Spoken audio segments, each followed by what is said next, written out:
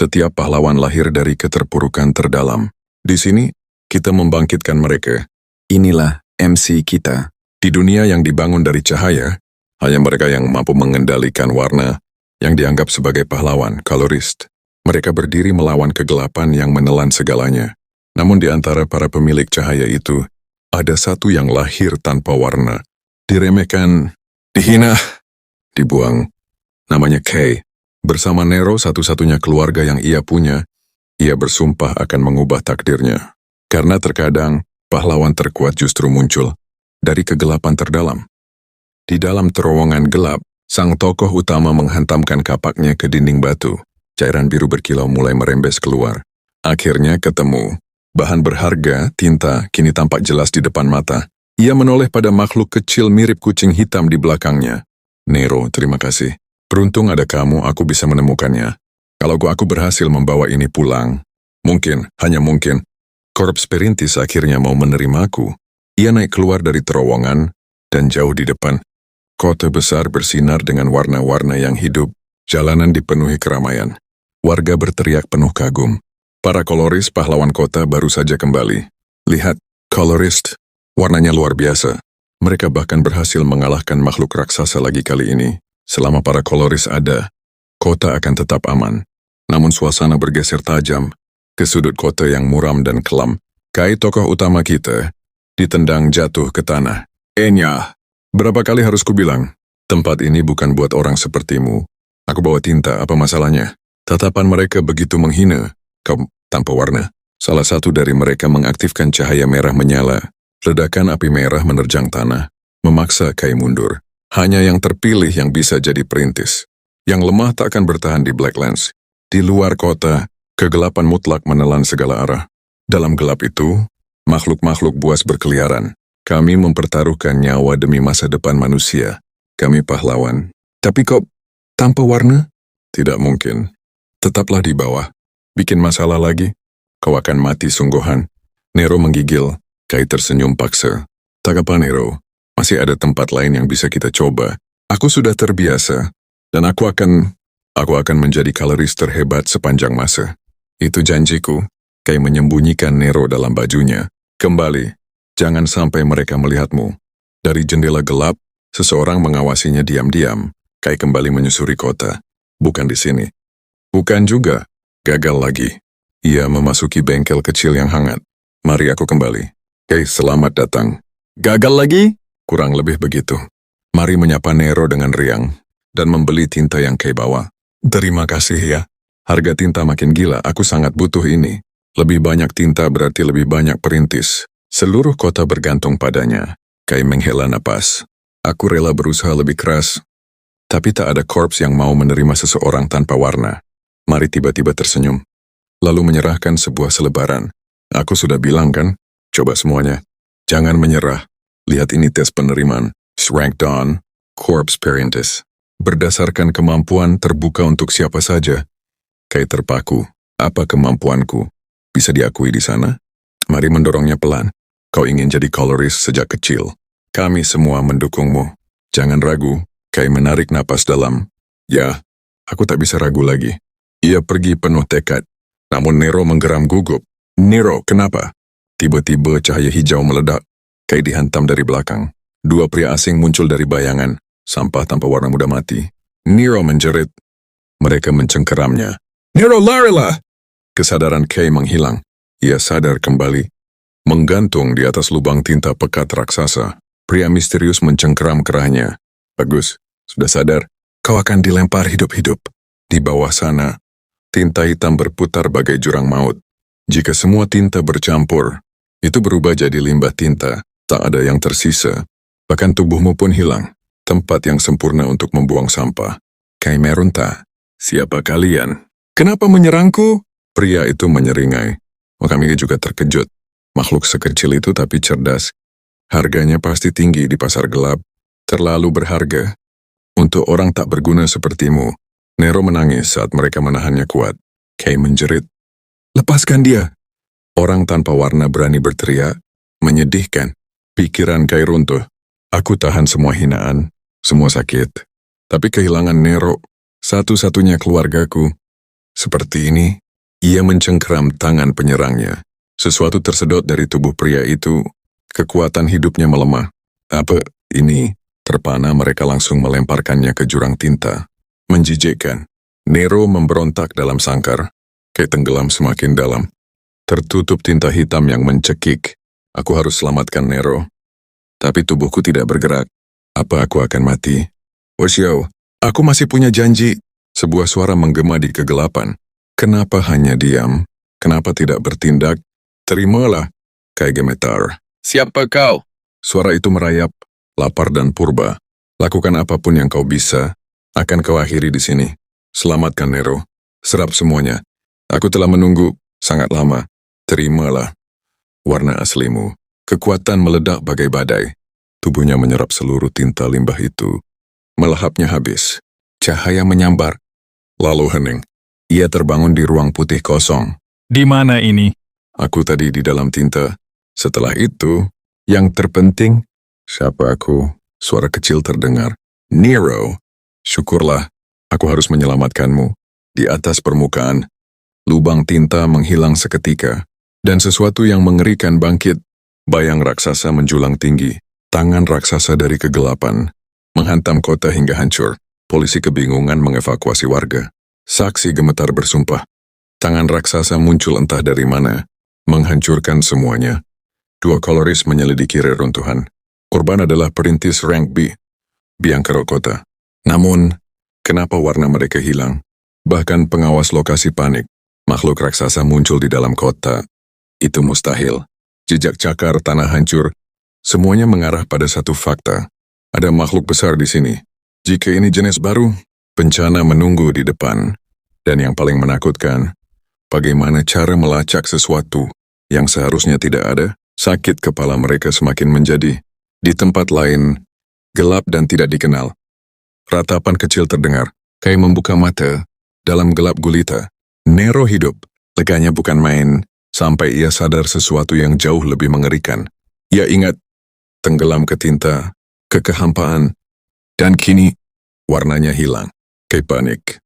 Nero, tolong beri cahaya. Nero bersinar. Menyingkap pemandangan yang tak masuk akal. Tanah hitam. Kabut pekat. Hutan hitam. Wilayah yang hanya boleh dimasuki. Perintis rank B ke atas. Dan seketika ia mengerti. Kawanan monster mulai bergerak. Kay dan Nero berlari.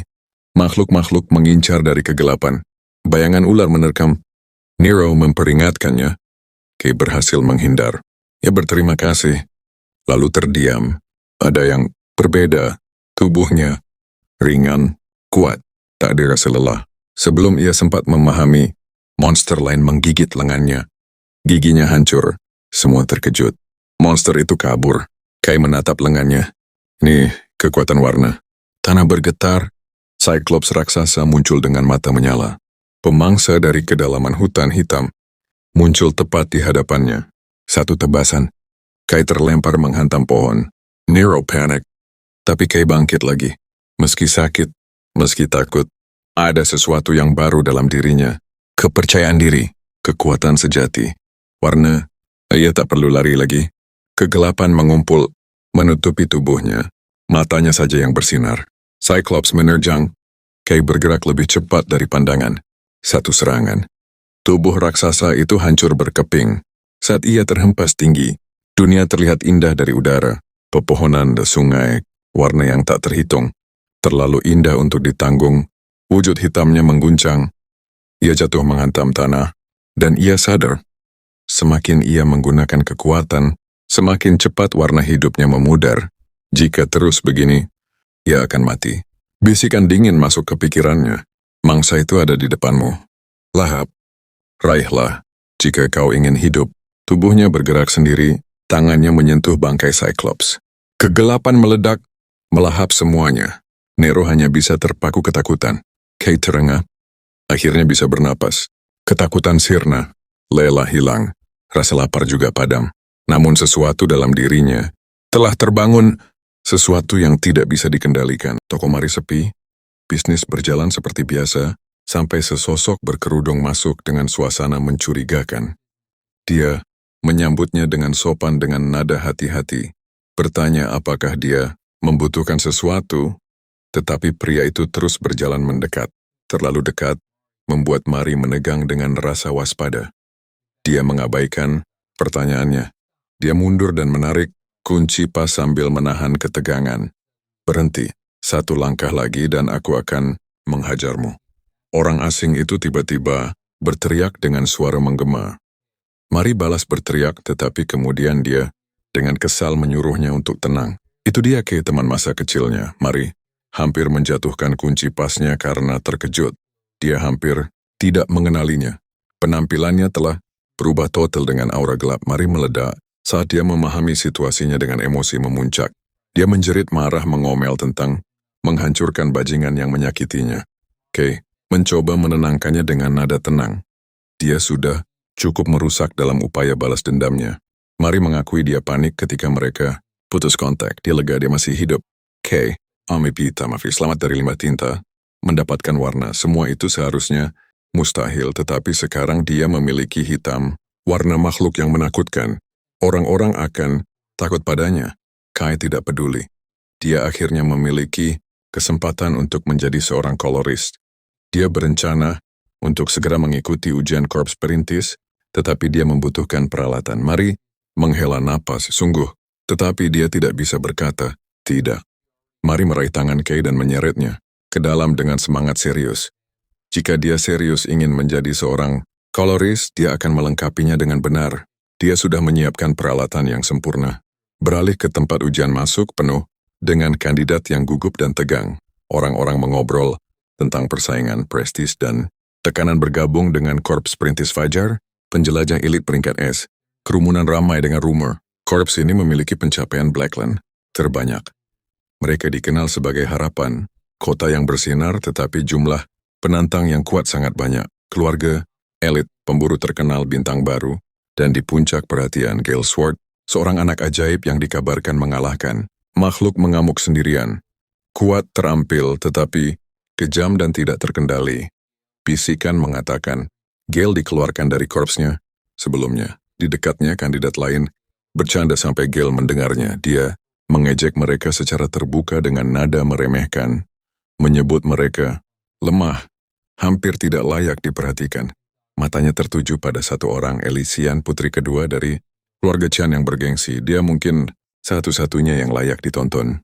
Seorang anggota staf memanggil perhatian para kandidat. Ujian masuk untuk korps perintis Fajar secara resmi dimulai. Seorang kolorist korps sejati tiba seketika mengubah seluruh suasana. Orang-orang berbisik kagum dengan nada tak percaya. Ujian ini serius. Kolorist itu berbicara kepada kerumunan. Uang, kekuatan, kehormatan, setiap orang datang karena alasan yang berbeda, tetapi semua itu tidak berarti tanpa keterampilan. Mereka membutuhkan kandidat yang sangat kuat untuk merebut kembali wilayah manusia. Mediocre tidak diterima. Tes pertama, turnamen. Kemampuan bertarung adalah segalanya di luar kota. Nomor dipanggil. Gale, nomor, melangkah maju sambil menyeringai dengan antusias. Akhirnya, pikirnya, sesuatu yang menyenangkan. Lawan mainnya melangkah maju. Pendiam, canggung, tidak mengesankan. Kegembiraan Gale meningkat. Dia sudah merencanakan bagaimana bermain dengan pria ini. Gale menilai pria itu. Postur lemah, aura aneh, benar-benar bisa dihancurkan. Dia menghunus pedangnya dengan niat serius. Tidak ada lagi menahan diri. Pedang hijau bercahaya meletus di sekelilingnya. 6 total mengejutkan kerumunan. Begitu muda dan sudah terampil ini, jenius sejati. Gale menyerang. Pedang bertujuan untuk merobek lawannya. Tetapi pada saat terakhir, sebuah pukulan cepat. Satu pukulan, Gale terlempar, melintasi arena dan menabrak dinding. Arena menjadi hening dengan terkejut. Apakah Gale baru saja kalah dalam satu pukulan? Dengan tidak percaya orang-orang berbisik, bagaimana ini mungkin? Lawan berbicara dengan santai. Gerakan tiba-tiba itu bahkan mengejutkannya. Lalu, seseorang memperhatikan. Warnanya hitam, warna makhluk. Seorang manusia seharusnya tidak memilikinya. Kebenaran menghantam dengan keras. Lawan Gale adalah Kay. Kay berkedip melihat reaksi semua orang dengan bingung. Apa aku melakukan sesuatu yang salah? Arena ujian meledak saat satu kandidat menembakkan peluru batu ke Kay. Kay menghalangi setiap satu dengan tangan. Kosongnya tidak gentar sedikit pun. Kandidat itu panik, berteriak agar dia menjauh, tetapi Kay menerbangkannya. Pengumuman bergema. Pemenang nomor 2 tapel 6. Kay terus menggilas lawan demi lawan tanpa ragu. Pemenang nomor 286. Pemenang nomor 286. Para koloris yang mengawasi berbisik di antara mereka sendiri. Kay menonjol jauh sebagai yang terkuat di antara pelamar saat ini. Lebih penting lagi, dia adalah pemegang warna hitam yang pertama. Rumor dijamin meledak. Ini adalah kesempatan mereka untuk merekrutnya sebelum orang lain. Pemimpin tim Red muncul secara tak terduga. Dia memeriksa kemajuan ujian dan dengan santai menyebutkan komisi merepotkan yang tidak bisa dia selesaikan. Ketika ditanya tentang kandidat yang menjanjikan, seorang koloris dengan gembira menjelaskan, nona muda, keluarga Kian ada di sini dan seseorang yang sangat unik pemegang hitam. Red segera mengenali apa artinya itu. Para koloris menjelaskan bahwa Kay sudah mengalahkan favorit peringkat atas dan menyapu ujian dengan kekuatan luar biasa. Gadis koloris di samping pemimpin Red bergumam bahwa hitam baru muncul tepat setelah insiden aneh itu adalah kebetulan yang terlalu besar. Untuk saat ini dia memutuskan untuk hanya menonton. Kay mengalahkan lawan lain dengan mudah. Dia berpikir dalam hati bahwa dengan kekuatan ini menjadi perintis adalah mungkin, tetapi dia harus berhati-hati agar tidak terlalu sering menggunakan warnanya dan kehilangannya lagi. Kay berhenti ketika dia melihat es berkilauan di depan, tetapi itu hanya kandidat lain yang membeku padat. Pemenang nomor 17 Elician. Kerumunan bergumam, kagum. Tekniknya adalah prestis. Keluarga Cian murni, kuat, terkendali, elegan. Saat dia keluar dari panggung, mata Eli terkunci pada Kay sejenak dengan rasa penasaran. Para koloris mengumumkan ujian pertama telah selesai dan langsung melanjutkan ke tes berikutnya. Tetapi pemimpin tim Red menyela. Dia menyatakan bahwa dia secara pribadi akan memimpin tes kedua. Bisikan pecah. Red adalah salah satu koloris terkuat di Shining City, ditakuti karena kemampuan destruktifnya, dan terkenal karena memimpin ujian, di mana hampir tidak ada yang lulus. Gelembung seperti api tiba-tiba menelan setiap kandidat, masing-masing disegel di dalam bola membara mereka sendiri. Red menjelaskan dengan tenang. Dia menciptakan kembali lingkungan wilayah di Blacklands, tempat yang begitu ekstrim sehingga manusia hampir tidak bisa bertahan. Dibandingkan dengan itu, ini adalah kompor hangat. Bertahan dan kamu lulus. Gagal dan kamu tidak pernah memenuhi syarat. Kandidat segera mulai berteriak karena panas. Koloris di dekatnya diam-diam mengomentari keterampilan Red yang menakutkan. Penghalang besar yang dilemparkan secara instan ke begitu banyak orang. Kontrolnya tidak tumpul sama sekali. Elician membekukan seluruh gelembungnya dan memecahkannya seperti kaca. Red benar-benar terkesan, bahkan melawan penghalang alami dia bebas sekaligus. Seorang jenius sejati. Kemudian dia memeriksa yang lain. Kay masih di dalam, hampir tidak bertahan. Di dalam gelembung apinya, Kay panik. Dia membakar terlalu banyak warna dalam pertarungan sebelumnya. Jika warnanya habis sekarang, di depan semua orang, dia membayangkan hasilnya dengan takut.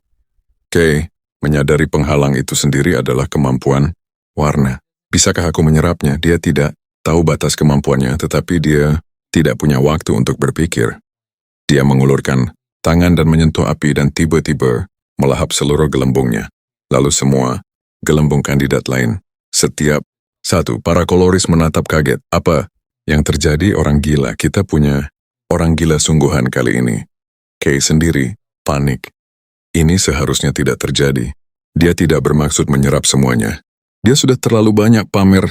Dari sudut pandang Eli, ujian ini bukan hanya sebuah tes biasa. Ini adalah warisan, harapan, beban.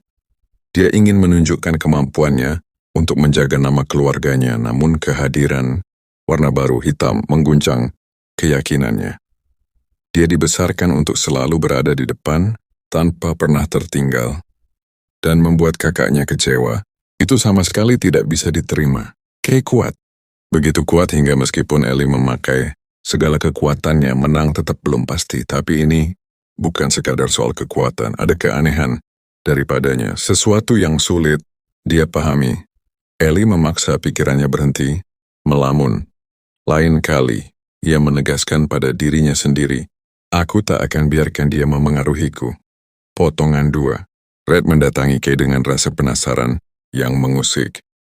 Dia memperlakukan ujian ini seolah cuma misi tambahan. Dengan santainya, mengajak Kay ngobrol soal kemampuan hitam. Kay cemas soal ujian, tapi Red menganggapnya remeh. Di tingkat ini, kamu sudah lulus. Kay di dalam hati menjadi sorotan, justru menguntungkanku. Pengawas ujian memarahi Red karena bertindak seenaknya lagi, dan gangguan itu membuat mereka mengumumkan keputusan baru. Nomor 17, Ellie lulus setelah menghancurkan penghalangnya. Yang lainnya lakukan tes tambahan. Pada saat bersamaan, suasana berpindah ke tempat lain. Kay mengenali lokasi itu. Tempat pembuangan tinta, tempat ia dulu terjatuh, tempat asal hitam bermula. Red memaparkan kejadian tersebut. 2 pionir berubah total menjadi tanpa warna. Itu pertama kalinya. Saksi melihat makhluk raksasa. Kemudian, Kay ditemukan memakai kemampuan yang menyedot warna. Kebetulan, Red tak melihatnya begitu. Kay sadar Red telah mengawasinya sejak awal. Kay sempat berniat kabur namun mustahil. Red adalah seorang pahlawan. Kabur berarti bunuh diri. Red terkekeh, mengakui bahwa dia hanya menguji reaksi Kay. Namun sekejap kemudian ia serius. Kemampuan Kay menolak hukum penting. Warna tak bisa bersatu. Namun kekuatan Kay menabrak aturan itu sepenuhnya. Dan Red punya catatan lain. Kay tidak mampu mengontrolnya. Ia mengajukan sebuah ujian baru. Kay terkejut. Apa? Red ingin Kay menyedot warna miliknya. Kay ketakutan. Menyedot kekuatan besar seperti Red, itu mengerikan. Red acuh saja. Kamu terlalu cepat khawatir soal diriku. Di balik itu, Red sudah menimbang situasi terburuk. Hitam adalah kekuatan pelahap. Jika lepas kendali, Kay bisa membuat satu kota porak-poranda. Bahkan lebih buruk, makhluk humanoid itu nyata. Bila Kay berubah seperti mereka, maka dalam skenario terburuk mereka harus menyelesaikan semuanya di sini. Kay menerima. Dia menggenggam tangan Red. Saat proses itu terjadi, tubuhnya bergetar hebat. Panas meledak dalam dirinya, liar dan tak terkendali. Kekuatan Red mengalir deras dalam sekejap. Red tetap mengamati dengan objektif. Penyerapan itu rakus lepas kendali mematikan, namun orang yang lebih kuat bisa saja menahannya. Tetap, risikonya mengerikan. Tubuh Kay mulai berubah. Sisi kanannya menjadi monster menyala dengan 3 mata serta 2 lengan. Red menangkap kenyataannya. Jika ia tak mengetahui kenyataan lain, ia akan menilai Kay sebagai salah satu dari makhluk yang menyebabkan insiden itu. Bisikan menyerang benak Kay. Tambahkan lagi, butuh, penuh, ambil, kamu menginginkannya juga. Kay menolak suara-suara itu, memegang lengan mengerikannya. Berteriak pada dirinya agar diam. Sesaat kemudian api itu padam. Red kagum. Kamu berhasil menekannya. Kay merasa ia nyaris tewas. Bahkan dia tak tahu kenapa ia mengamuk dan melakukannya di hadapan seorang koloris. Menakutkan. Namun jika ia bertahan berarti ujian itu sukses. Red tertawa seolah semuanya hiburan belaka. Tapi suaranya mendadak tegang. Dialah petugas yang menangani kasus insiden tinta. Ia harus menemukan pelakunya. Dan di depannya kini berdiri pemula berwarna hitam yang sangat mencurigakan. Lebih buruk lagi, gosip akan merebak. Orang-orang akan menyalahkan Kay. Biaya kerusakan mencapai ratusan juta atau bahkan pengasingan serta eksperimen. Kay mengutuk nasibnya. Aku tak bisa lari, aku habis. Red akhirnya menawarkan sebuah opsi. Bergabung dengannya, bekerja di bawahnya dan mungkin ia bisa menyelesaikan masalah kacau ini. Kay langsung menerima. Jadi saya akan diawasi oleh Anda. Red menarik napas panjang. Dengarkan semuanya dulu. Kay setuju untuk apapun. Apa saja selama bukan menjadi tikus. Percobaan. Red mengangkat satu alis. Apa saja? Terima kasih telah mengikuti permulaan perjalanan Kay. Jangan biarkan kisah ini tenggelam kembali dalam kegelapan. Klik like, subscribe, dan nyalakan loncengnya. Karena saga ini baru saja dimulai. Setiap pahlawan berhak diingat.